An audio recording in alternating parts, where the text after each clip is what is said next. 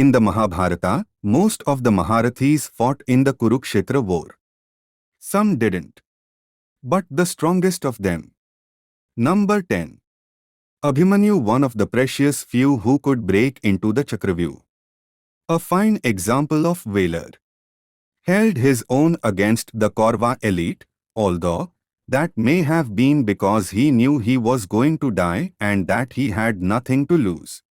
9. Satyaki, he is arguably the greatest natural-born human warrior in the Mahabharata. Everyone else is either a demigod, Nephilim, or son of some great sage, or perhaps born under extraordinary circumstances. The student of Arjuna was an accomplished archer and held his own against Drona himself for quite a while. Distinguished himself on day 14 of the war. 8. Ashwathama gained knowledge of some truly incredible weapons. Grew up under the tutelage of Drona himself. Worth mentioning that he repeatedly bested Ghatotkacha after sunset on day 14, when the Nephilim was rampaging through the Kaurava ranks. 7. Duryodhan, he is lightning made flesh. In a world of demigods and sons of sages, Duryodhan managed to distinguish himself. Hailed by Balram himself as the greatest make warrior alive. 6. Ghatotkacha, remember, Ashwathama may have defeated the Nephilim, but he could never finish him. No one could. Karna had to use one of the most powerful weapons in the world to take down this guy, and even then, he took an entire legion with him just by falling down on them. Regular Ghatotkacha doesn't deserve to be in the top 10. However, when he awakens his full powers at night, he is truly fearsome. Mahabharata's ultimate crowd control specialist. 5. Bheeshma has to be on the list. Here is the man with the highest kill count in the Kurukshetra war. Killed every single Kaurava. The half-brother of Hanuman is truly a force to be reckoned with.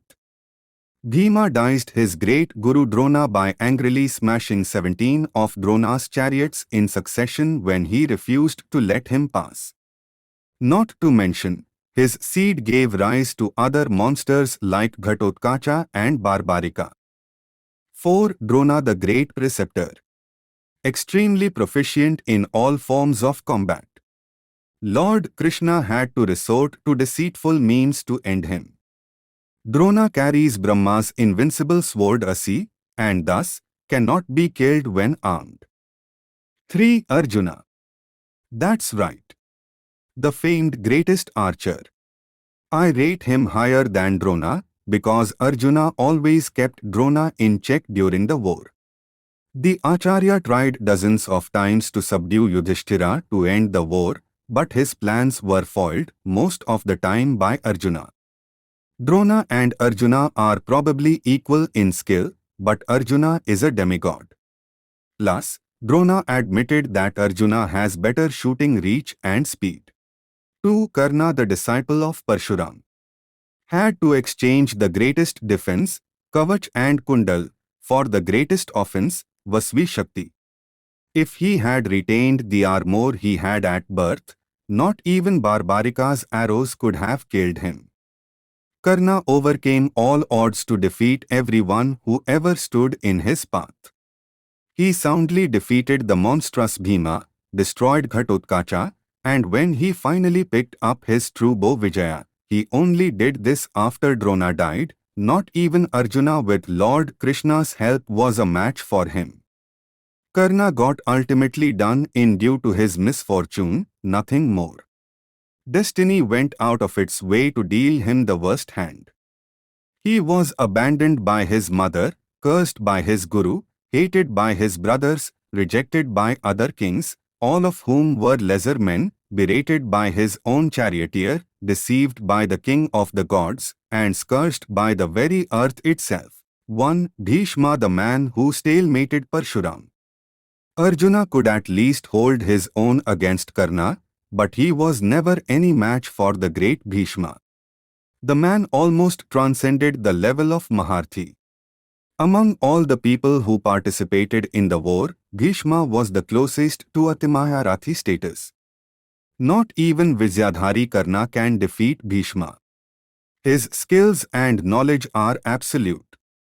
Plus, he has the boon of Ichamrityu, so even someone like Barbarika can't kill him. Of course, there are also some others who didn't fight in the war.